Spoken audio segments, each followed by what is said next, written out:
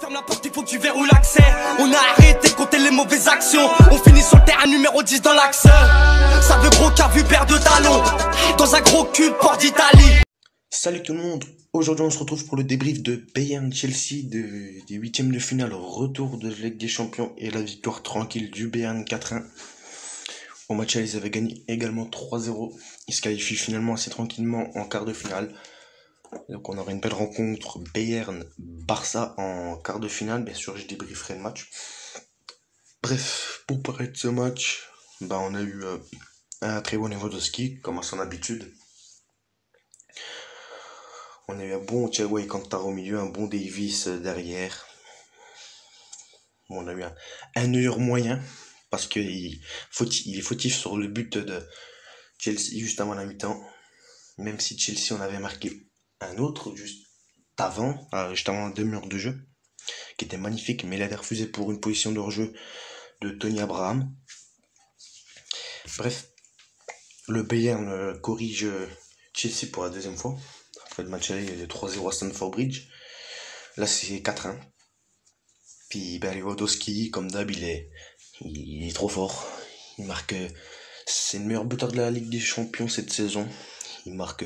Si on regarde son ratio de buts par match, limite, on va dire quoi? On va dire qu'il marque 2 buts par match.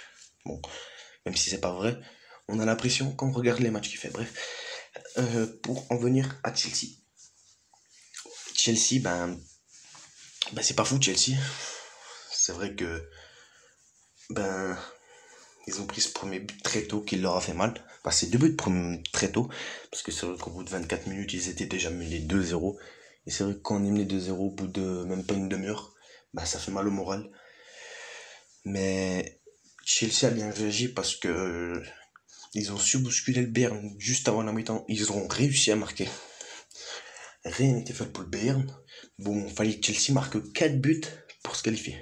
C'était quasiment possible, mais il faut jamais dire impossible, car les remontada, on en a vu.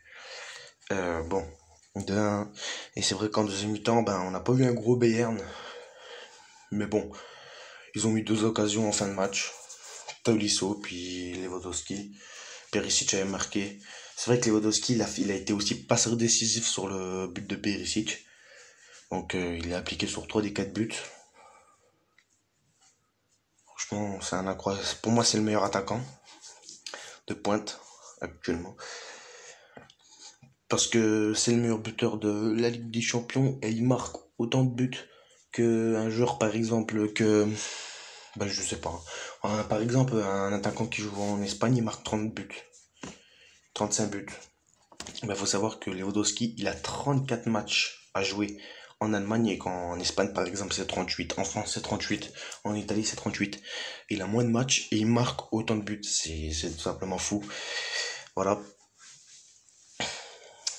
Puis Boateng s'est fait une petite frayeur, Boateng, en fin de match, en faisant une tête plongeante. Mais rien de grave, il s'est quand même fait remplacer par Zoulé. Voilà, le Bayern fonce en quart et on aura un gros choc. Et je vais dire un pronostic pour vendredi prochain, Bayern-Barça. Je pense qu'il y aura 3-2 pour le Bayern. 3-2 pour le Bayern. Parce que moi je trouve que le Bayern est meilleur cette saison que le Barça. C'est mon point de vue à moi. Ça se trouve, il y en a, il va me dire n'importe quoi. Le Barça sont largement meilleurs. C'est mon point de vue à moi. Bref.